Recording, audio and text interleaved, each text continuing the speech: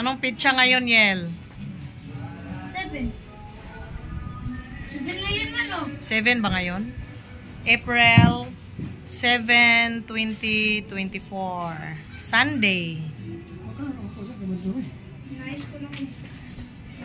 Mainit na ang panahon. Tag-init na talaga. See? Ang buhay nyo.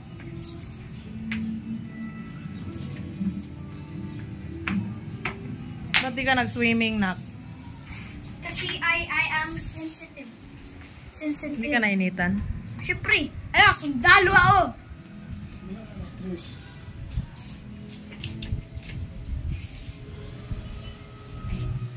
May construction man. Narinig mo? May nagpagawa ng bahay. Hindi. Yan yung kahoy. Pinaputo lang kahoy.